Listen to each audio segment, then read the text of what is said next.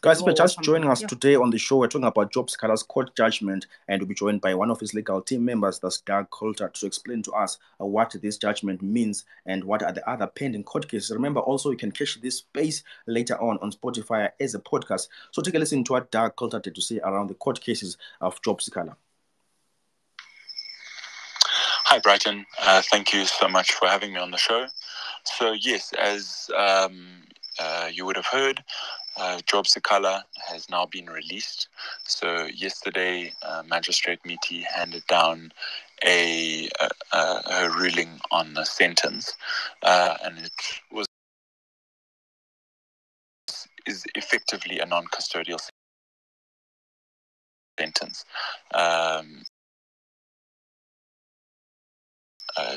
The technicalities of it is that both he, Godfrey Sithole, 2 months, period of subject to them not the offence for which they were convicted in this matter. So yeah, what that means is that Sikhala was able to be immediately released, and the suspended sentence means that if he is convicted of that same offence in future or over the next 5 years, then he will have to serve a 2-year sentence, prison sentence for the matter which for this matter that he's just got out from, in addition to whatever sentence might be imposed in that other matter. So to that degree, this type of sentence is sometimes used by the state to try and keep an axe hanging over someone's head, in that they might think twice about what they might say, etc., because they know that they have this. So this is it's a sentence that is sometimes used for that purpose. He does still have some other pending cases, but they have all been finalized now. The trials are complete, and we're just waiting for the ruling in each of those cases. On the 7th of February, he is coming back to court for ruling on the case where he's charged with publishing falsehoods prejudicial to the state. This is the case where the state alleges that he posted on a Facebook page that the police had killed a baby. So yeah, we will see what comes of that ruling on the 7th. The manner in which Sikhala has been treated in these cases, and especially in the incitement case, where he was denied bail, is truly horrific. It is a stain on our criminal justice system that you can have someone denied bail and incarcerated in pretrial detention for close to 2 years. And now that he's effectively been given a non-custodial sentence, that actually serves to demonstrate the horrific injustice of this. That all this time that he was detained as someone who was innocent until proven guilty, only to find that at the end of it all, he's given a non-custodial sentence. It only serves to prove that he should never have been denied bail in the first place. Bail is a constitutional right and should only ever be denied where there are compelling circumstances. And what has been made clear in this case is that there were no compelling circumstances, and the 2 years that he spent in prison were a horrific injustice.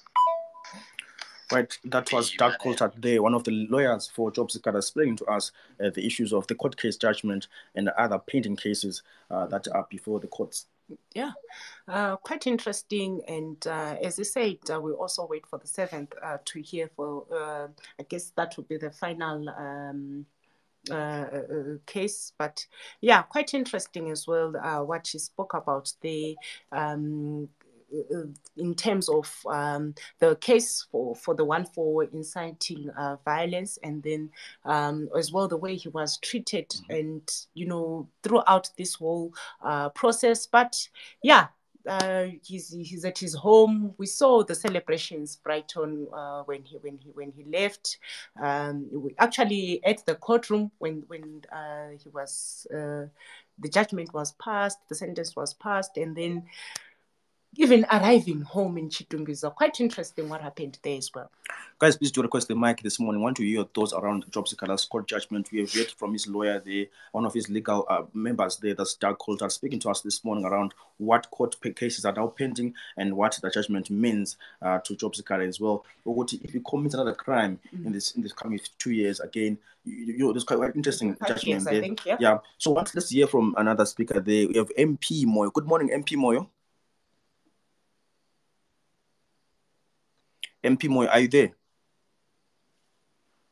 All right, let's try to add more speakers. Guys, please do request the mic this morning. I want to hear your thoughts around Job Sikhala's judgment, the court judgment there, and any thoughts that we're talking about this morning there, and as we hear from his lawyer, and what your thoughts around what the lawyer spoke about there this morning. Please do request the mic. You want to hear your thoughts around that.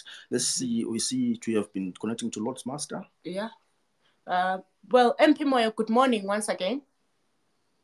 Okay, let's move on to Lord Master. Good morning. Good morning. How are you doing?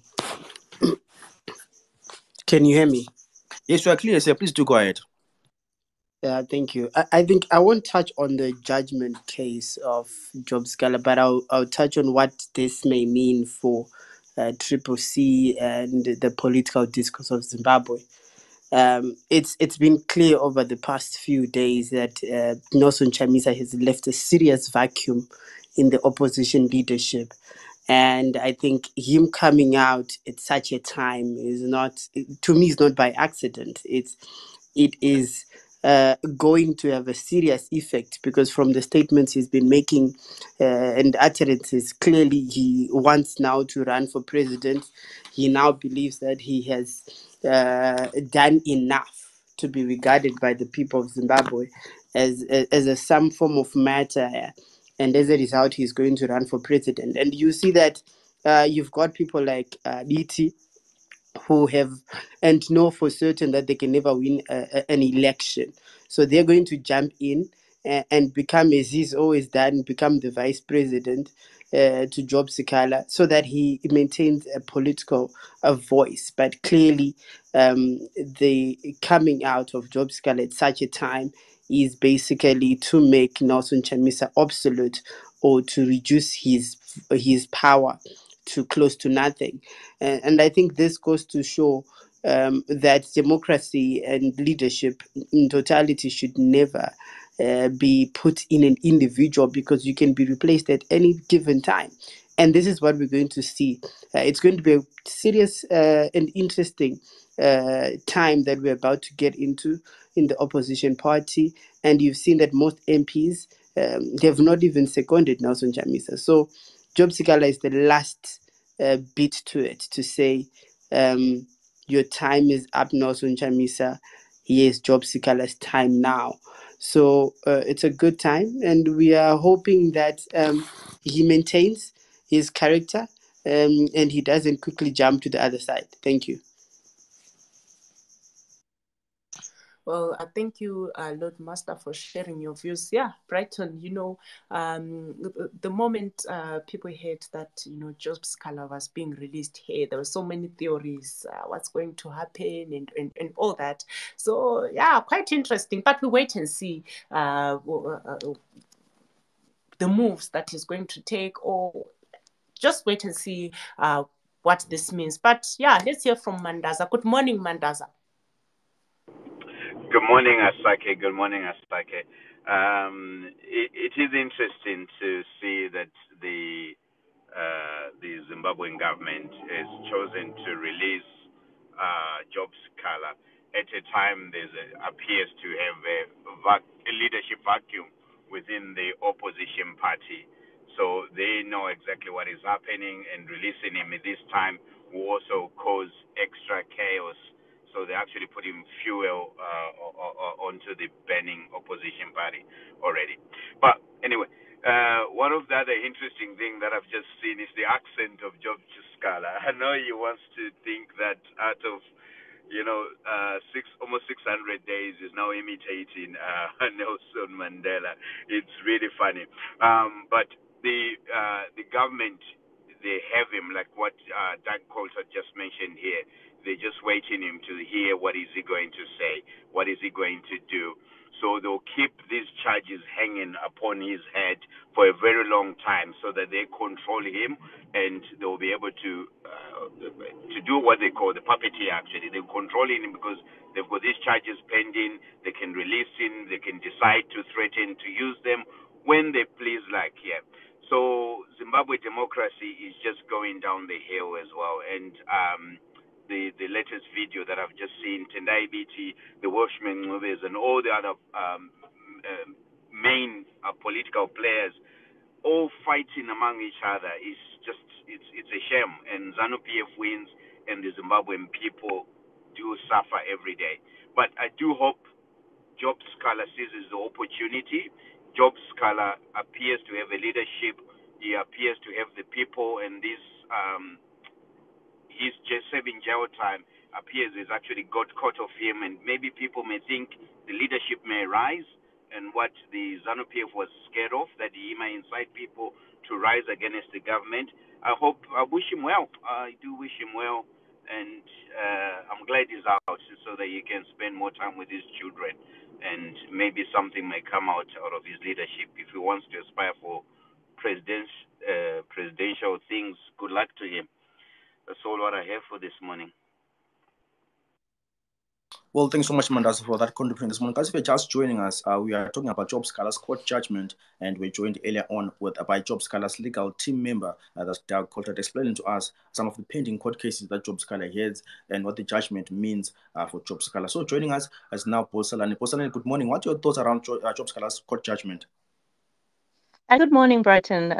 Thank you so much for that. Basically, first of all, I would like to start by saying I'm glad that Job Sikhala, Honorable Job Sikhala, is out of prison. I mean, at the end of the day, everybody should have that right to be able to not be in prison. Even if you're waiting for court judgments and so forth and decisions, there should be that space, especially when the charges against you can be argued in court. I mean, we should be able to do that. When you look at even the position that he had in the community as a whole member of parliament, that should have this thing here, good character, that should come into play. But unfortunately, obviously, we know the arguments that were put forward to say there were other sort of issues that were still pending and so forth.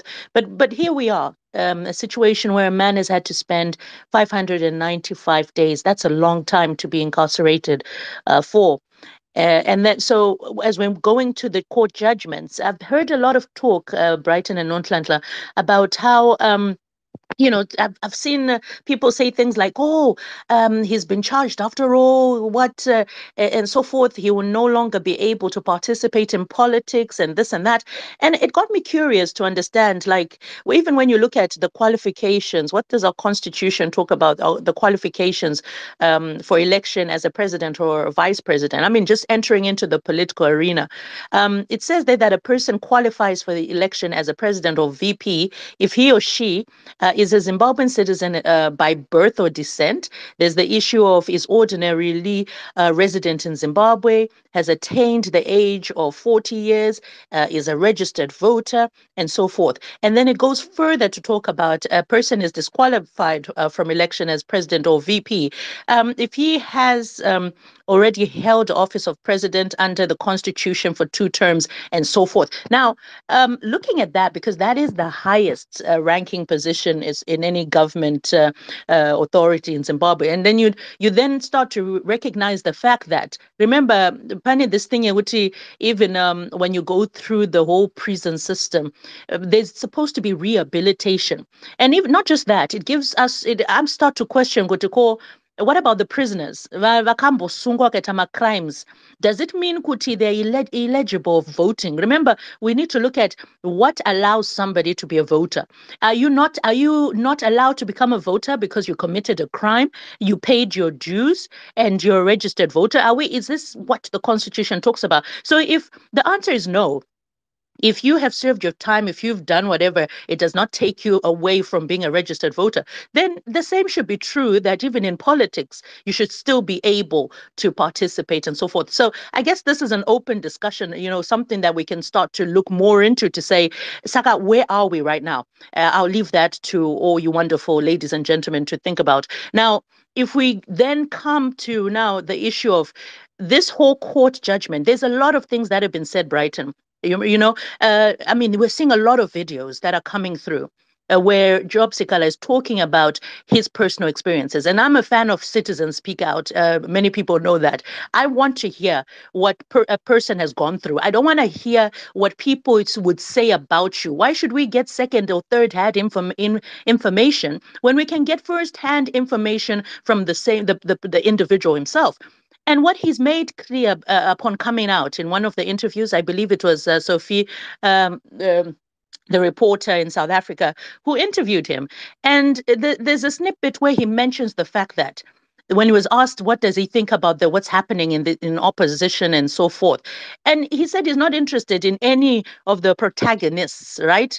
I'm assuming he's talking about Nelson Chamisa Chabangu, Tendai Biti, whoever you can think about in opposition and what's going on, because a lot is going on at this point in time. He went further to go and say, the only people that helped me or supported him were his family, closest friends, and so forth. The others didn't even lift a finger. Now, I remember hosting a number of spaces where I used to question this thing of what is it that people are doing for Nelson, for Job Sikhala? Why isn't Nelson Chamisa, his team, even holding a peaceful protest? Did we not see a peaceful protest at the courts? That was a peaceful protest, people chanting and singing. But this never happened. And I used to question, and people used to say to me that no, we cannot do that because at the end of the day, we are risking Nelson Chamisa's life and he can be imprisoned and so forth. And I was like, no, but other people can lead a peaceful protest, right? To support solidarity. Solidarity was not just going into the courts. And let's think about this. As much as you talk about citizens are getting offended here and saying, we donated to causes to support him and so forth. What makes you think kuti Maria makadoneta yakashika kwayaifana kuenda? Sometimes I feel Zimbas, we are too trusting. And that is a disadvantage because you find people making statements to say, I put money. Do you know whether your money went to where it was intended to go? Do you know that? Because at the end of the day, you cannot take away the experience of someone to say, the only people who supported me. I used to ask questions and say, all right, murugwende saka bucket chikafu, right? This is a whole bowl of food, like not too big, right? Just one bucket, which had maybe wufu, mafuta, that's it. Kuna Job Sikhala never na 16. 1-6, right? How do we know about these 16 children? Job Sikhala Jr. went on TV and said, Kuti, Animana 16. I didn't even know, right? Back at for how long? You think you contributed along. This is 595 days. Imimi chaye a week, a day, chikafu munopedza. They finish whatever grocery I buy within a day. I'll be looking to buy others. So you tell me, do you really think with your understanding, using your blankota, Kuti, Mari, whatever you donated, sufficed the amount of time he spent incarcerated, helped his family, paid for tuition fee? There are the needs that move beyond the things that you are saying, your little trinkets. And you're saying, Kuta, no takatumbatsira. This is a situation where we have to start understanding someone's need. And if someone is saying listen to what they're saying. Question the people you sent money to. And then you can come back and have a better response to give. But this thing, sorry that we supported you. You know, I've been told whenever I ask for transparency and accountability, and who forced you to donate. So the same thing goes to you who think you donated, Shamsira, kuna Job Sikhala ne family yake. Who told you to donate in the first place? The same answers you give us when we ask for transparency and accountability, ma bulletproof ka, kutari kupi, is the same response I'll give to anyone who's been saying such. And to go forward, sorry to take too much of your time. Not my speakers to Shoma. So I guess I've got the ability to grab a mic. There's a possibility utincha trigger vamwe kuti vauye vachidefenda zvinhu zvisina nekukwana kwese. So I am looking forward to that, where they come and respond to the things that they're saying. Now, if you hear a situation where people are saying, oh no, okay, Nelson Chamisa, on the day he posts a couple of times, thankfully Job Sikhala has now been taken out of prison. He didn't do this post for 595 days, even Mahere or any other politician for that matter. In fact, when they was basically saying we need to have a solidarity fund, you could donate a t-shirt. And I asked him, Kuti, how are you asking people to donate to t-shirts, Zakanzi Job Sikhala, free Job Sikhala? What more about Shikaf? What more about Vana? Who's helping? And the answer came from Job Sikhala Jr. in that interview, where he said, we have well-wishers and charities that are helping. Never once did he mention the name Yekuti Chamisa. Never once. That is questionable. Never once was there mention of CCC. CCC. There are people who have been doing politics for show, where they want you to see, because or for their own political ambition, to appear as if they're supporting one of their own. But we know Isusuma citizens, Kuti, they didn't. What made people not want to enter into the streets? Sorry. To Zimbabweans. So yeah,